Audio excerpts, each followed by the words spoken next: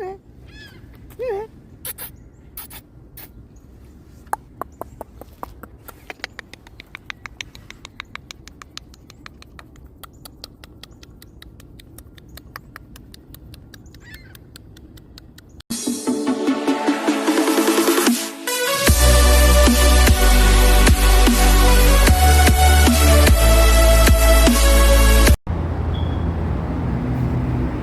guys, welcome to my channel, Barangay Vlogs. Don't forget to subscribe, like, share, and comment. Ito at lakad-lakad muna tayo itong umaga. Magandang panahon, -6 lang. Tapos sumikat ang araw. Lakad-lakad muna tayo. Kaganitong magandang panahon dito sa Montreal, masarap maglakad. Kailangan natin talagang naglalakad palagi. Mahirap yung hindi exercise. Pagka aakyat sa hagdan, may napuntahan ka lugar na pa mataas, akyatin, hirapan. Tulad nung last day, pumunta tayo dun sa lookout ng Montreal. Sa hagdan tayo dumaan. Hinapo rin ako dun mahaba-haba rin akyatin yun kaya mahirap din ang walang exercise talaga. Kailangan kami oras maglakad-lakad, pero every Saturday, Sunday naglalakad kami talaga ni Mrs. Umaga o kaya hapon, isang oras, 2 oras, okay na yun. Laking bagay na yun. May karamihan dito ng tao tamad maglakad.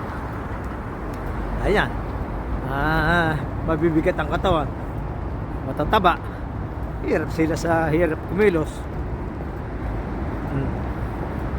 Dito sa bansang malalamig, kailangan mo talagang nag-exercise ka para iwas sakit. Hirap magkasakit, mahal dito na magkasakit. Libre naman sa ospital. Kahit na libre, hayaan mo bang magkasakit ka? Siyempre, kailangan laging malusog ang ating katawan. Kaya ito, dito ako naglakad sa kahabaan ng Tikari. Sarap dito at walang taong nakakasalubong. Solo mo yung daan. Pag doon kasi sa loob, maraming taong nakakasalubong Pag summer, doon kami naglalakad sa papuntang Montreal, sa bundok. Sarap maglakad, lalo sa umaga.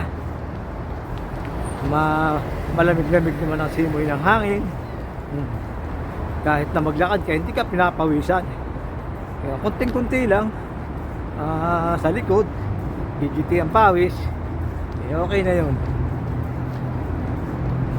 Kaya kailangan maglakad palagi para masana yung katawan na naglalakad ka.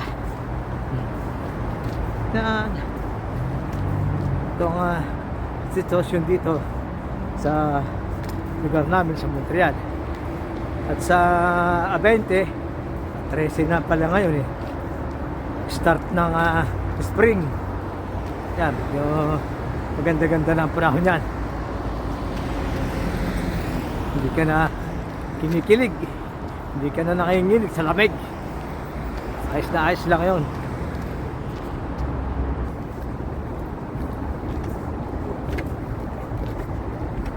You smile, you have to smile. Kaya dito sa Solaris, yan, diyan kami nagpupunta pagka every Thursday.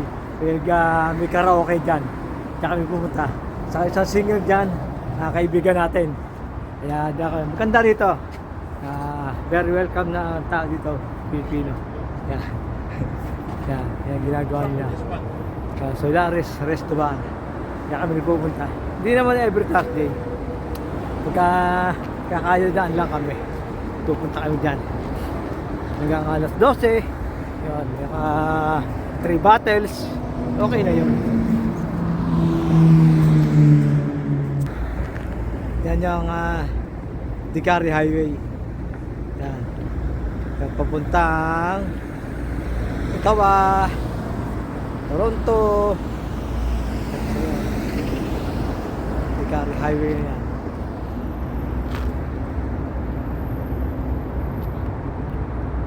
Diretso pa tayo. Ito pa tayo. Layo-layo pa tayo. Yan. Yan, maganda rito pagka sa street na to. Oh. Maganda rito pagka yung puno-puno ng snow. Kasi yung mga puno nakatabing sa sidewalk. Eh, ang haba to. Diretso-diretso. Ganda niyan. At pag summer, maganda rin niya. Ang ganda tingnan. Nga alam, medyo marumi pa kasi natatapos lang ng winter. Kaya hindi pa gano'ng nalinis. Ayan o, diretsuhan.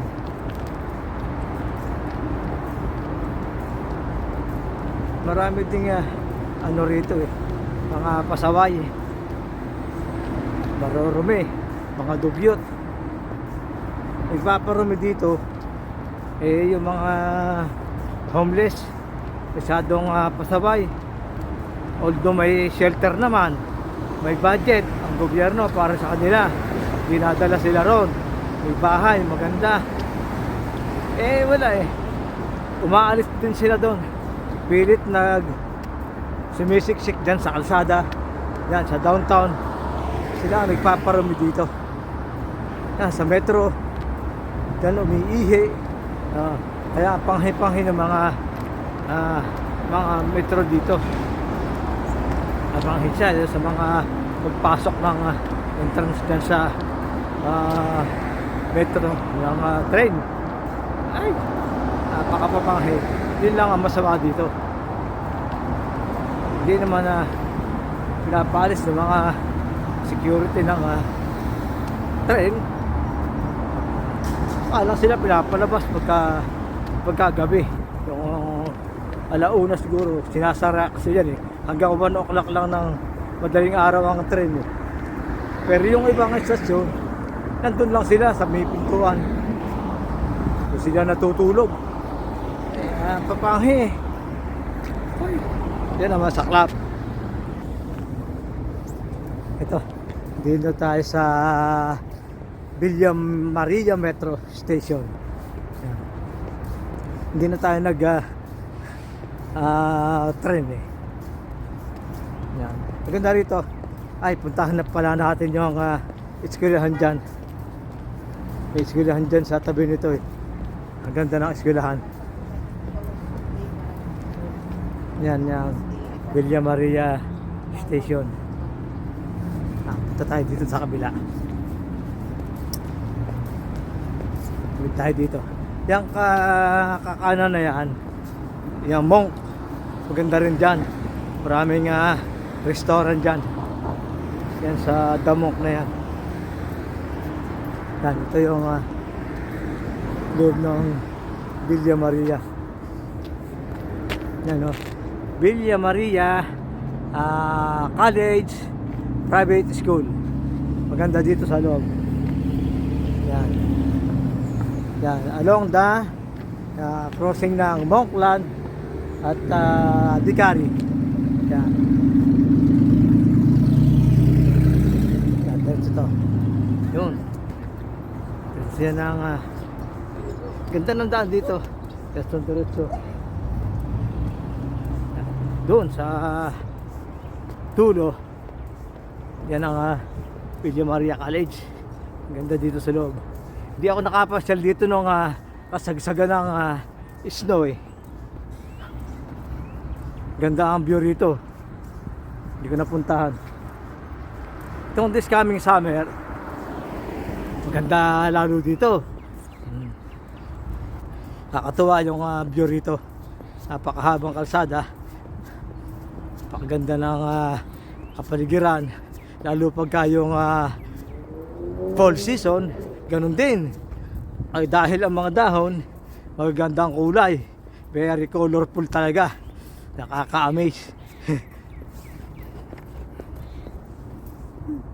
Dito tayo sa gitna. Wala naman dumadaan eh. One way naman to eh. Yan.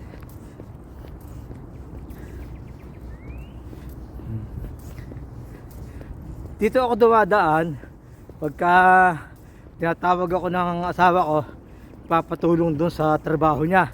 Eh dyan sa kabila siya, doon sa Green Avenue. Dito ako dumadaan. Palusod doon kasi shortcut doon eh. Malimit siya nagpapatulong sa akin sa paglilinis. Minsan mag-aalaga ng bata, wala siyang kasama, kaming dalawang nagbabantay doon sa alaga niya. Kasi yung mag-asawa wala pa, parehong doktor. Kung dumating minsan alauna na ng madaling araw. Lalo pagka minsan pagka-attend ng gathering, kami nagbabantay sa bata. Darating umaga na. Doon na kami nagtitext. Yan, nakabuha ng park ng Villa Maria College. Yan, mayelo pa. Pero matigas na yan. Lulusaw na yan.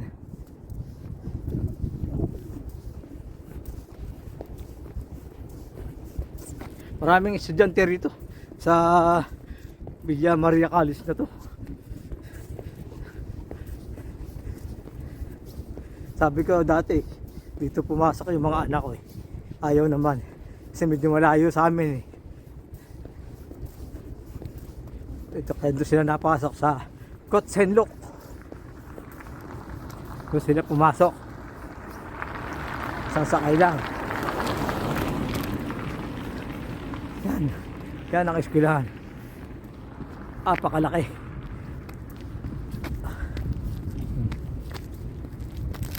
Pag summer, maganda rito sa labas. Kasi maganda sa labas yung mga estudyante. Nag-game sila dyan sa park. Ba-volleyball, ba-badminton, nagsasoccer, yung mga hockey. Yan. Yan sila nagpa-practice ng hockey.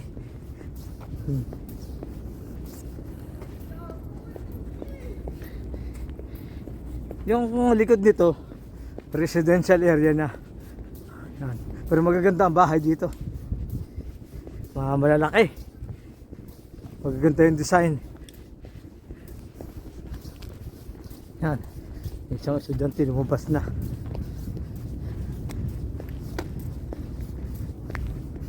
Maluwang itong sakop ng eskwelahan to. May daan din doon sa likod. Yung palabas doon sa ano. Hindi pa ako nakakadaan dyan sa likod niyan.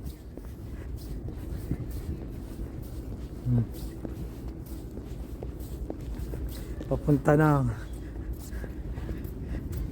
dito ako dumadaan sa kabila pag palabas dyan sa nagtatrabaho ng asawa ko. Dito.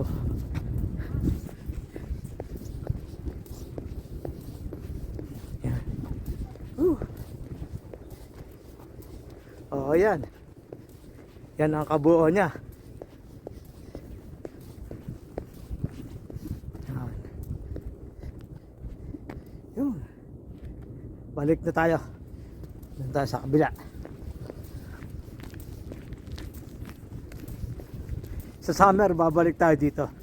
Mas maganda yung view. Pagka summer. Kasi ngayon, parang patay yung puno. Walang dahon eh.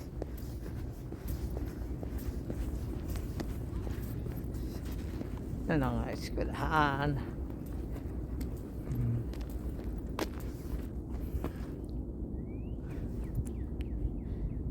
9 minutes na. Okay. Okay guys, hanggang dito na lamang. At samahan nyo ako muli sa ating panibagong video. Bye bye.